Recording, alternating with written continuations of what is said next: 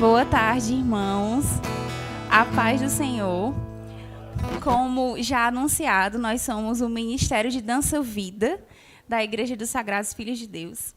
E nós vamos conversar um pouquinho sobre um assunto que é um pouco comum e um pouco sério também, dependendo da proporção. O Ministério da Dança, a gente começou a ler esse ano esse livro aqui, que se chama O Fim da Ansiedade. E quando se fala em ansiedade, a maioria dos nossos pensamentos vai mais assim para crises de ansiedade, para algo numa proporção bem elevada. Mas o estar ansioso, estar ansiosa, esse sentimento está no nosso dia a dia. Quantas vezes a gente já não pensou, não falou, rapaz, eu estou muito ansiosa para que chegue o dia do meu casamento. Rapaz, eu estou ansiosa para que chegue o dia que eu vou apresentar alguma coisa. Então, esse sentimento, ele é comum no nosso dia a dia. O perigo está quando isso passa a nos dominar. Quando isso passa a ditar a forma como a gente pensa, a forma como a gente vê as coisas, como a gente decide também os caminhos das nossas vidas. E isso é um pouco do que a gente vai falar hoje. Esse livro ele é baseado em alguns versículos da Bíblia, que o autor sugere que esses versículos são totalmente suficientes para curar qualquer ansiedade que o nosso coração venha a ter, qualquer angústia que isso possa trazer. E uma das características, antes de passar para a próxima bailarina, que o livro ele fala sobre a ansiedade, é que a ansiedade ela é uma chuva de meteoros do e se. Eu achei isso muito interessante, porque às vezes a gente vai fazer alguma coisa em nossas vidas e a gente fica, e se acontecer isso? E se isso der errado? Nem aconteceu. E a gente fica refém do e se. Você não sabe se aquilo vai acontecer, mas você passa a ficar refém daquilo ali. Vocês entenderam?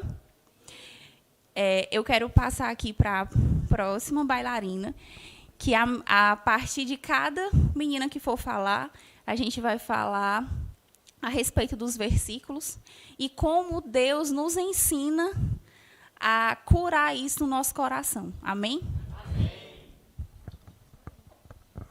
Olá, boa tarde novamente.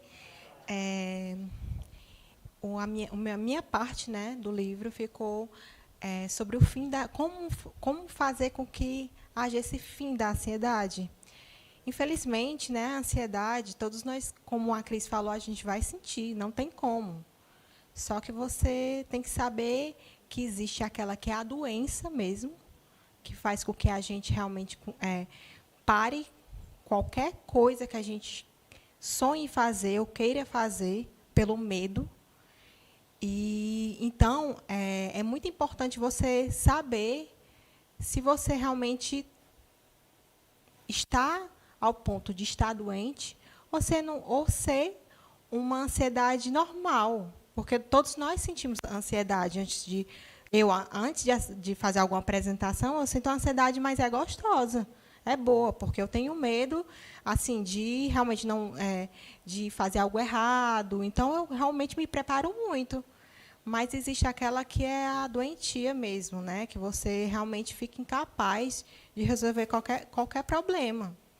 E hoje em dia, mais do que antes, é muito sério isso na nossa sociedade. Os jovens de hoje são tão ansiosos que tem uma parte do livro que eu vou ler aqui para vocês, que o psicólogo fala. O psicólogo Robert fala: a criança média de hoje exibe o mesmo nível de ansiedade do paciente psiquiátrico da década de 1950. Então, as crianças de hoje estão com problemas psíquicos mais do que realmente em 1950. A criança ela já com esse mundo, né, de tecnologia, ela já nasce com isso e ela realmente não sabe lhe falar, lhe demonstrar, né, o que para ela está acontecendo. Ela realmente se isola no quarto, não sei. Ela realmente não tem mais aquele contato mesmo, aquela vivência de criança.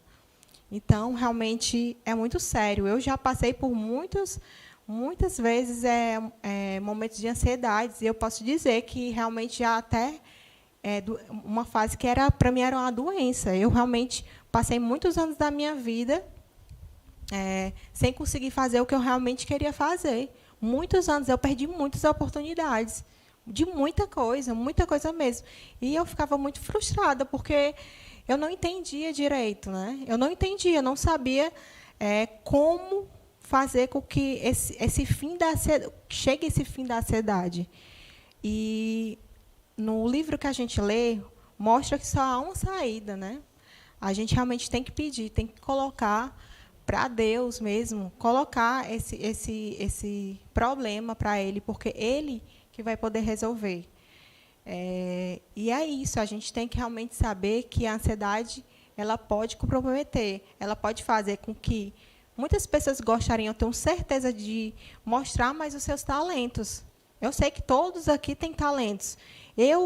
Quando eu cheguei na igreja, eu lembro que a primeira vez que a Leila, muita gente que está aqui conhece a Leila, uma bailarina maravilhosa, uma professora, ela me convidou.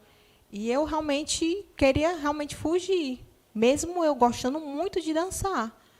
Mas, graças a Deus, aqui na ISFD, as pessoas realmente me motivaram. E, com o passar dos anos, eu posso falar para você que eu praticamente estou curada dessa ansiedade. Porque eu jamais viria aqui na frente, muita gente me conhece, falar, dar testemunho, dançar, pregar. Hoje em dia, eu posso lhe falar que eu realmente me destaco em outros lugares, porque eu aprendi aqui.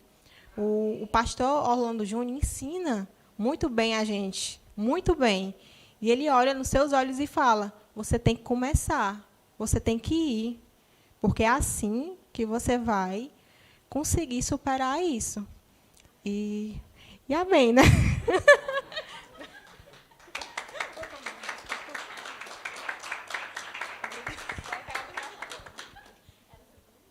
Eu sabia que esse momento ia chegar, que eu ia ter que dizer amém. Mas, enfim. Irmãos, eu fiquei muito emocionada com o tema da Rosélia, mas vamos lá. A prescrição de Paulo para o fim da ansiedade está em Filipenses 4:4. Alegrem-se sempre no Senhor. Novamente direi, alegrem-se. E aí você pode pensar, né? Com certeza Paulo estava num retiro, como ele disse isso, ou em Cancún, ou em alguma praia assim muito massa. Com certeza Paulo devia estar com os melhores amigos, comendo muito bem, bebendo muito bem, mas não é essa a realidade de Paulo. Eu vou contar para vocês, porque o livro descreve muito bem e o Max Lucado arrasa. O apóstolo Paulo sabia. Se alguém tinha motivo para ser ansioso, era ele. Deixe sua imaginação transportá-lo para 2000 anos atrás. Imagine um velho olhando pela janela de uma prisão romana. Paulo tem aproximadamente 60 anos, 30 anos como cristão. Praticamente não há um ponto no Mediterrâneo que ele não conheça. Vê como ele está curvado? Ele está pele e osso. Está assim por causa dos quilômetros percorridos e dos açoites sofridos. Levou 39 chibatadas em 5 ocasiões diferentes. Foi espancado por varas triplas. Cicatrizes em forma de teia de aranha espalham-se por sua pele, como veias protuberantes. Ele foi dado como morto, foi preso, abandonado por seus amigos e colegas de trabalho, e enfrentou naufrágios, tempestades e fome. Ele provavelmente está quase cego, forçando a vista para ler. Além disso, espera o julgamento perante o imperador romano. Nero havia aprendido a bajular os cristãos romanos, matando cristãos, dos quais Paulo é o mais conhecido. Como se a opressão do império não bastasse, Paulo também carrega o peso das igrejas recém-formadas. Os membros estão brigando. Falsos pregadores pregam por orgulho e inveja. É muita coisa para a vida fácil de um apóstolo. Então, vocês podem ver, por essa descrição do Max Lucado, como estava a vida de Paulo, quando ele disse, alegrem-se, novamente, alegrem-se. E tem uma palavra que ele usa nesse versículo, que é a palavra sempre, que eu acho que é o mais difícil.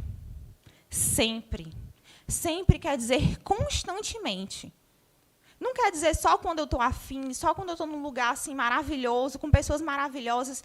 Paulo quis dizer sempre mesmo, a todo momento.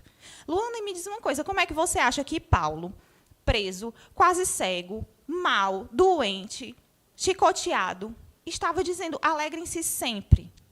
Porque, para Paulo, a alegria não era um sentimento. Para Paulo, a alegria era uma decisão. E essa foi a cura de Paulo para a ansiedade.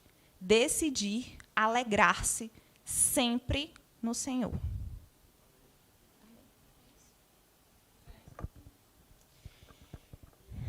A gente estava aqui comentando sobre nossas caras inchadas, porque está difícil conter hoje as lágrimas.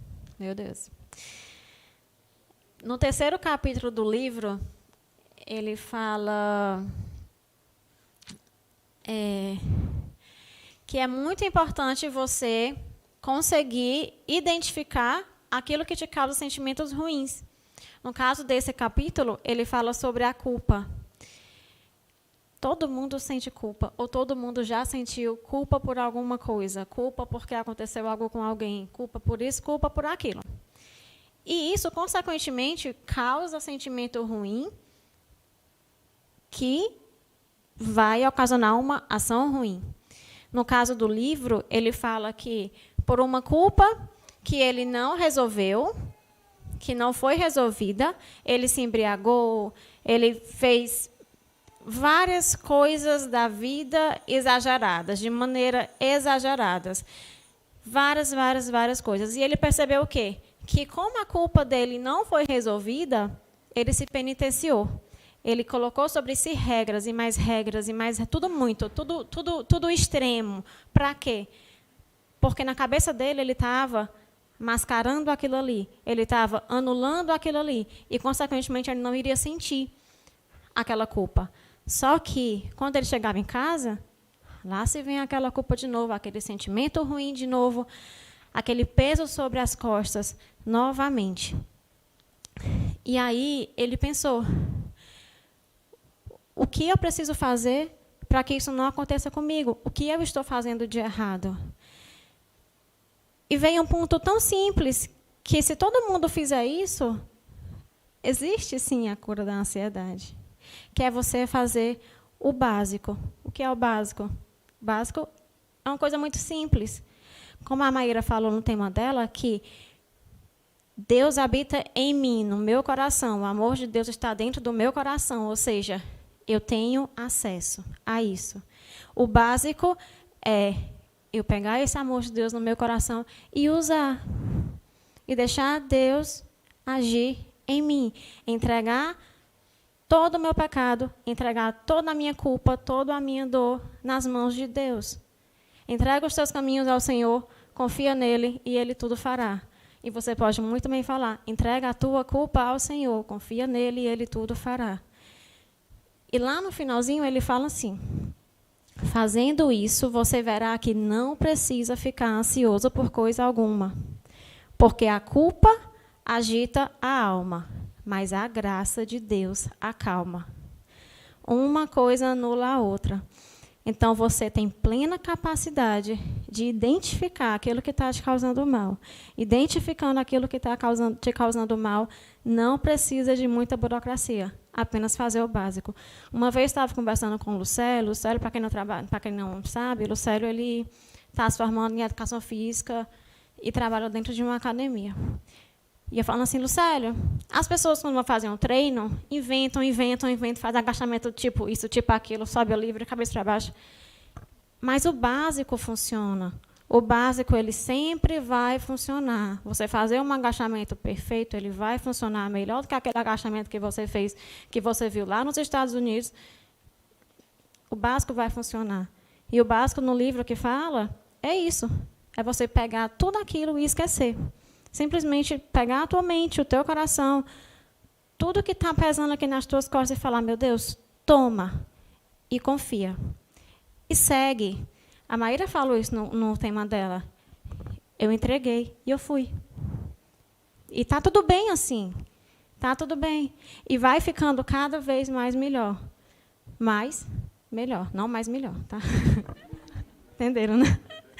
Vai ficando cada vez mais. E isso é o básico. Isso é o simples que a gente torna complicado. Porque Deus, ele é simples, Deus, ele é básico, Deus, ele é único. E a gente, para chegar aqui, muitas vezes fazemos várias voltas. Mas o básico, entregar o teu coração a Deus, entregar a tua culpa a Deus, o teu pecado a Deus, sempre vai funcionar. Boa tarde. Boa tarde.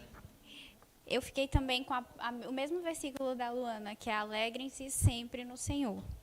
E aí ele usa a história de José para dar uma nova perspectiva sobre alegrar-se sempre no Senhor.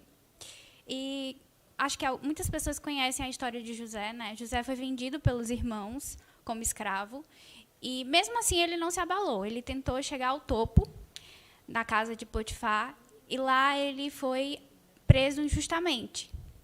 E aí José passou 2 anos preso, sem nenhuma perspectiva de como ele ia sair, né? E pouco tempo depois ele foi promovido pelo primeiro-ministro, como primeiro-ministro, na verdade. E aí José atravessou a crise com muito êxito. Ele não só salvou os egípcios, como ele também salvou a própria família.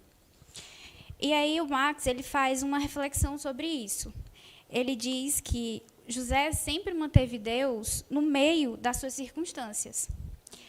José viu o sofrimento da sua vida pela lente da providência divina.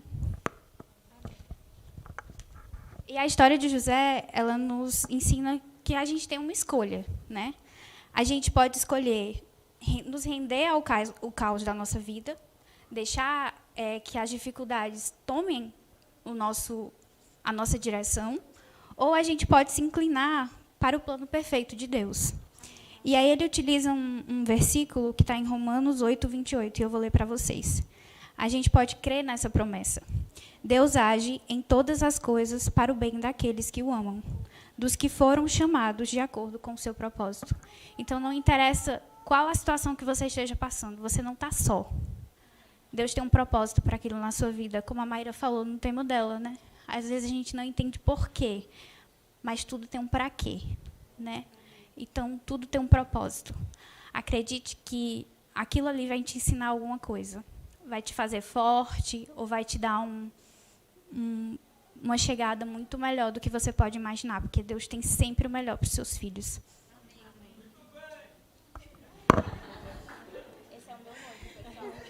Apresento-lhes o noivo da Vitória. Vão casar próximo mês, é isso aí. Irmãos, para finalizar esse momento, eu gostaria de falar, na verdade não é falar, perguntar, quantas vezes nós contamos moedas para Cristo? Pensa bem, nunca contei moeda para Cristo. Será? Jesus estava diante daquelas pessoas,